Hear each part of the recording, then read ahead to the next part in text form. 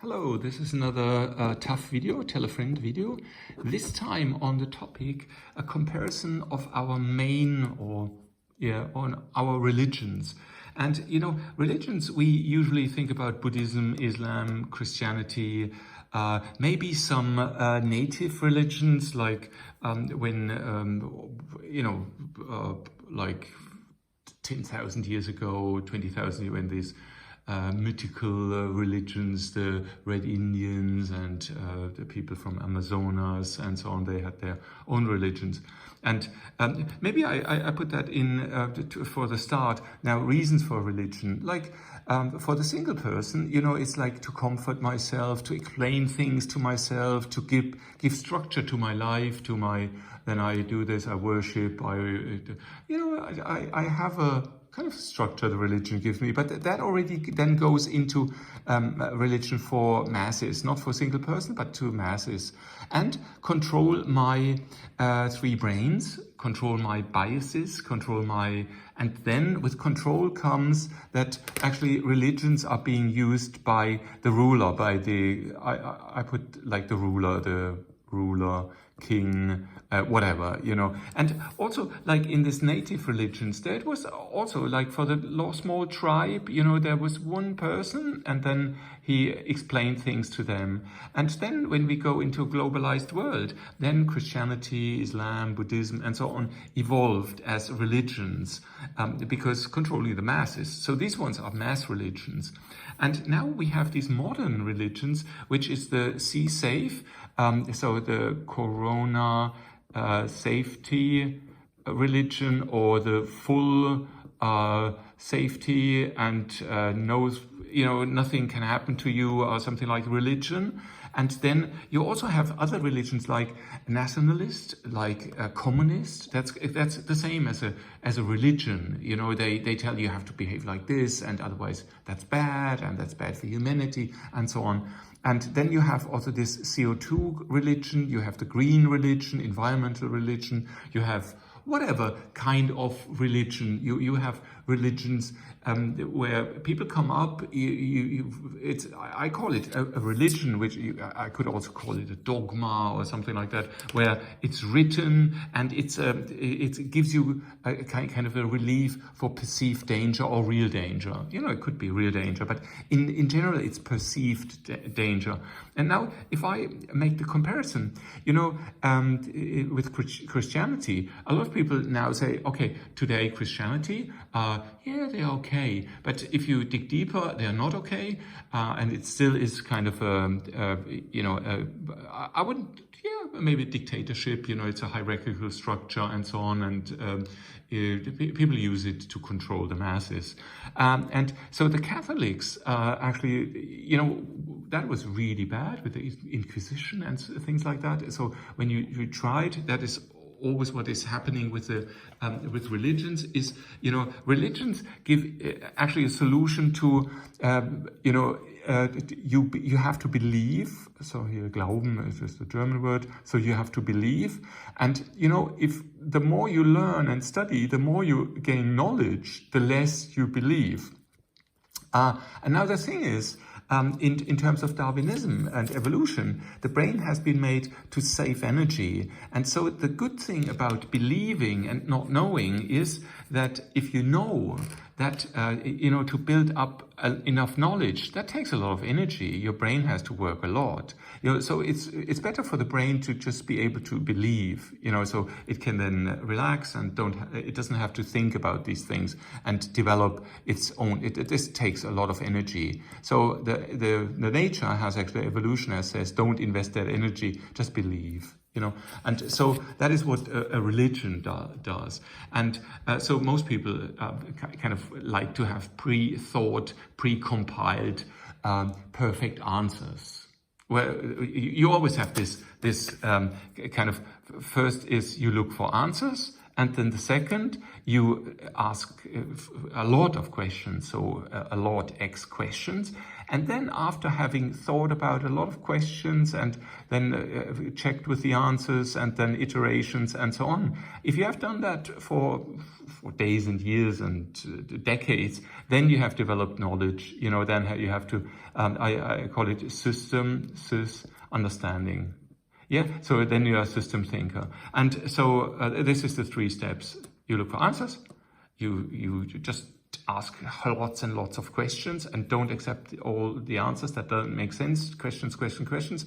And while you have done all these questions all the time, you become a system thinker and you understand the system. If you are not biased, and it's very difficult to not be biased. So that means if I now compare, now the thing is, a lot of people now would say, no, there is no corona safe religion. But if you compare the religions, then it is, the Islam says you have to kill enemies of the Islam, and if you do that, then you get, it's a male religion, it's like favoring the man, the male. So you get these 72 virgins and whatever they invented for you to go to war for you. Because we often think that the religions, like here the Protestants and the New Testament, and so to that love, which is Buddhism. Lots of love, but I'll come to Buddhism. And Islam actually, in many cases, says, not in all, but in many cases, it says you have to actually try to kind of conquer the world with your belief. So this is an imperialistic, but also Christianity is often an imperialistic thing. The Buddhism, now, especially Christianity is very much in the power game. So if you're rich, then that's good. Okay, there's occasionally some these monks that don't possess anything and so on. But in general, that is also, if you work a lot, if you have a lot, you produce a lot, and so on. The Islam, a little bit less, I think, on that. Christianity here is very successful, on an economic scale. Buddhism, actually not. And if you dig deeper in Buddhism, that's actually, they sit kind of their highest level of Buddhistic height you can reach is like sitting there and meditate and do nothing. And so it's kind of very easy for a Buddhist to love, even if you are a leader, then you just sit there and you are actually not part of this power system, the power status system with money and power, which is in Christianity and also in the Islam. Now, with the Corona safe religion, what it offers is as for Christianity, it actually, first, the Christianity, what it did, it created hell, it created the devil, it created all the bad things that can happen, and that will happen if you don't behave like we tell you. And so there are real dangers. You die, you can have an illness, you can suffer, yes, that is real, but most of the dangers, most of the pains and so are imagined. And so the Christianity has done an excellent job in creating a perceived danger. And here we are. That's actually the same for the Corona safety religion. You create a danger, so a virus, that is just a normal virus, maybe it changed a little bit its behavior, but it's a virus has been around for many years, and now you say that virus is very dangerous. Yeah, wow, this is very dangerous, and so people perceive it as being dangerous, and then you come and in the Bible, it was you have the Bible, and it tells you have to do that, and you get the 10 amendments, and then you get another rule, and then they build a church, and then you go to the church, and then you are happy, And now on the Corona safety religion, it's the same. You have a vaccination center, VC, you have Corona tests, you have test centers or test kits, you know, and then you have masks, you know, so you wear masks and so on. And so you have received from the corona safety leaders or inventors, you have received all these things. They make lots of money. They can build lots of Peter domes, St. Peter cathedrals in Rome and in Silicon Valley and wherever they sit. They can build lots of them, at least 100 times that what had been done to Rome during Inquisition. And fantastic, so pharma, high tech, and so on. They can create that. Fantastic. The same applies. This is really big here, but the same applies to the CO2 stuff. It's the climate change, you know, the heating. So I heard maybe 20 years ago the pole ice will melt and then we will flood half of the islands and whatever. Look, after 20 years, nothing had happened. Nothing has happened. The same with the so-called Waldsterben. They said there will be the Waldsterben, and what is that? Nothing. It's just a normal thing. There were some scientists that actually 30 years ago, when that came up, the Waldsterben came up, you know, they said that had happened already in Czechoslovakia, that had happened here and there already 100, 200, 300 years ago, and just of natural reasons. But they were kind of not heard. Nobody wanted to hear them, and they were made shut up. And so what we have is we have actually the same mechanisms all over, you know, and that's a pity. That's a pity. There is always, you know, the thing is always this danger, the real danger. And the real danger is, yes, we are humans, we may suffer, we may die. Yes, that's true. And now, so I think it's a very good thing to have individual religions, so that somebody comforts you, that somebody holds your hand and says, no, it's not that bad, and so on. And the thing is, when you look at dying, let's say dying is a sad thing. You know, so when you're dead, in the end, that's no problem. If you believe in life after death, then it's no problem. And if you don't believe in life after death, then it's also no problem, because then everything is just switched off. The only thing is that while you die, it's sad. You know, while you think, oh, maybe in a year or 2 or 10 years I'll be dead. Oh, that's sad. You know, but because I'd love to see my family, I'd love to see my kids, and whatever. So the only thing is, like in dying, is that it's sad. You know, so it's a sad thing. And so I do understand that somebody says, if he's so sad of dying, that he might say, I need somebody to comfort me. Yes, I do understand that.